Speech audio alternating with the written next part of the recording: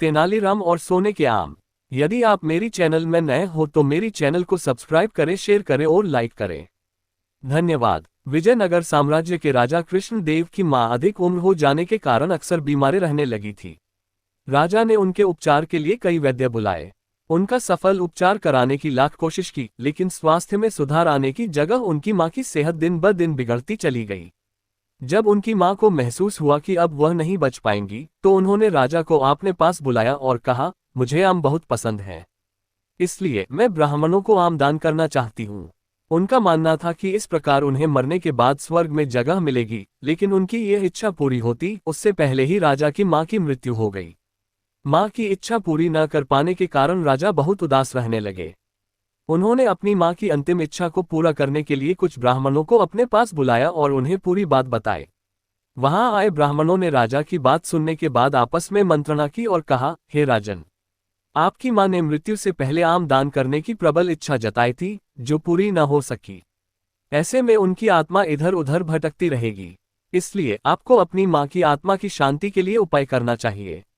ब्राह्मणों के मुंह से यह बात सुनकर राजा ने कहा, आप हमें बस उपाय बताएं, अपनी मां की आत्मा की शांति के लिए मुझसे जो बन पड़ेगा मैं करूंगा। राजा के हामी भरते ही सभी ब्राह्मण मन ही मन प्रसन्न हुए और बोले, राजन, आपको अपनी मां की पुण्यतिथि पर ब्राह्मणों को भोजन कराने के साथ सोने के आम दान में देने चाहिए, तभी आपकी मां की आत्मा को शांति मिलेगी।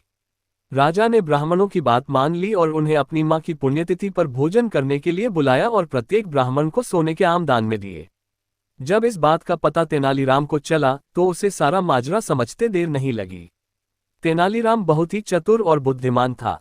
वह समझ गया था कि ब्राह्मणों ने राजा की भावनाओं का लाभ उठाते हुए अपने लालच के कारण सोने के आम दान करने की बात कही थी। इसलिए उसने मन ही मन योजना बनाई कि वह उन लालची ब्राह्मणों को उनके किए का सबक जरूर सिखाएगा। तेनालीराम ने योजना के अनुसार ब्राह्मणों को अपनी मृत मां की आत्मा की शांति कराने का निमंत्रण भेज दिया। ब्राह्मण जानते थे कि तेनालीराम महाराज का सलाहकार और राजकवि है, इस कारण वह दान में उन्हें काफी कुछ दे सकता है। इसलिए सभी ब्राह्मणों ने तेनालीराम का निमंत्रण स्वीकार कर लिया और तेनालीराम की मां की पुण्यतिथि पर उसके घर जाने का फैसला किया। तय समय पर सभी ब्राह्मण तेनालीराम के घर पहुंच गए। तेनालीराम ने सभी ब्राह्मणों को बड़े ही आदर और सत्कार के साथ घर में बिठाया और स्वादिष्ट भोजन कराया।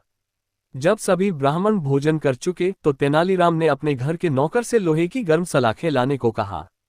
गर्म सलाखों का नाम सुनते ही सभी ब्राह्मण आश्चर्य में बोले, तेनाली, लोहे की गर्म सलाखें किस लिए? उनका क्या करोगे? तेनालीराम ने मुस्कुराते हुए जवाब दिया, जब मेरी मां बीमारी थी उनके शरीर पर फोड़े हो गए थे। उनकी आखिरी इच्छा थी कि मैं उनके फोड़ों की गर्म सलाखों से सिकाई करूं ताकि उनका दर्द कम हो जाता, लेकिन मैं ऐसा कर नहीं सका और उनकी मृत्यु हो गई। यही उनकी आखिरी इच्छा थी, तो अब मैं आप सभी को गर्म सलाखों से दागूंगा, जिससे मेरी मां की आत्मा को शांति मिल जाएगी। तेनालीराम की इन बातों को सुनकर सभी ब्राह्मण थर थर कांपने लगे। वे बोले, अरे तेनालीराम, हमें दागने से तेरी मां की आत्मा को शांति कैसे मिल सकती है? इस पर तेनाली ने जवाब में कहा, जब आपको दान में सोने के आम देने से महाराज की मां की आत्मा को शांति मिल सकती है, तो फिर आपको गर्म लोहे की सलाखों दागने पर मेरी मां की आत्मा को शांति क्यों नहीं मिल सकती? अब सभी ब्राह्मणों को समझ आ गया था कि तेनालीराम क्या कहना चाह रहा है। उन्होंने अपनी गलती की माफी मांगी और सभी सोने के आम जो उन्हें राजा से दान में मिले थे तेनालीराम को दे दिए।